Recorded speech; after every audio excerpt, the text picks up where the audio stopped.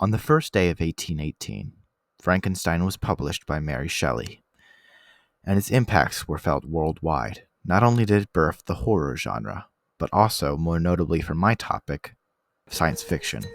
Shelley's 1818 masterpiece is a clear message of protest against the Industrial Revolution of the time. Though Frankenstein was not the first science fiction work, it was by far the most popular.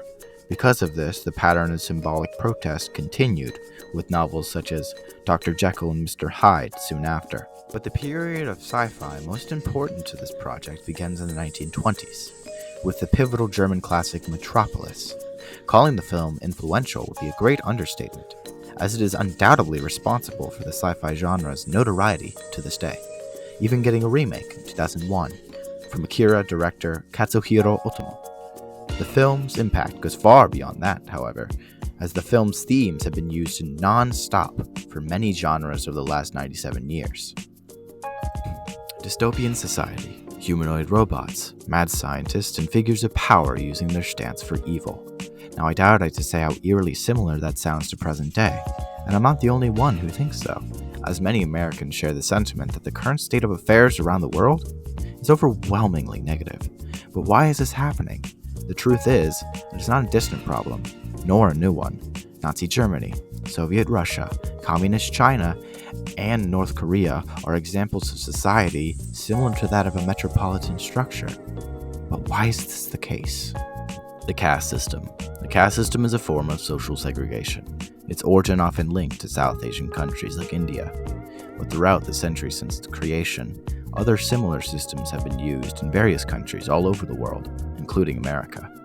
Though its values differ from its source, it uses a pyramid structure similar to that of the caste system, with the underclass at the bottom and the upper class at the top. But wealth is not the only thing that separates us. Race, gender, and many other factors fit into that hierarchy.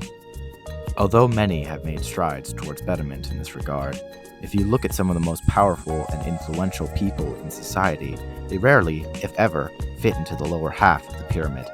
In both versions of Metropolis, the rich live at the top, while the poor slave away underground, using the Bible story of the Tower of Babel to symbolize the wickedness of such a society. Because of this and some other factors I will state later on, I consider the caste system and its many branches and derivatives to be the modern Frankenstein's monster, of such an iniquitous caliber that its acts are subhuman in nature. But who is the monster, and why do I consider it to be? I believe, like in Mary's novel, it is a monstrous amalgamation of disparate entities, each playing their part in making a more chilling result.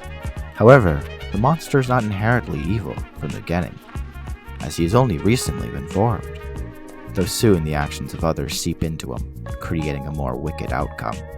The monster realizes this, stating, "I ought to be thy Adam, but I am rather thy fallen angel." Yet another example of biblical symbolism, and how godlike power in the wrong hands can only lead to corruption. But who is to blame? Frankenstein? Or the monster? Or rather, is it a lack of nurture? Either way, the simple, yet effective, use of symbolism in the text gives it both a feeling of relevancy and timelessness. On page 94 of Frankenstein, Victor speaks of crimes which none but the devil could have perpetrated, not taking ownership nor responsibility for the creature of which he created and neglected. Again, I ask, who is to blame, the people or the person? Dystopian society may be one of the most important themes of science fiction literature and media, as it uses ancient history, like Babylon, to portray an undesirable future, one that shall fall in the wake of violence. If one does not know of history, it is doomed to repeat itself.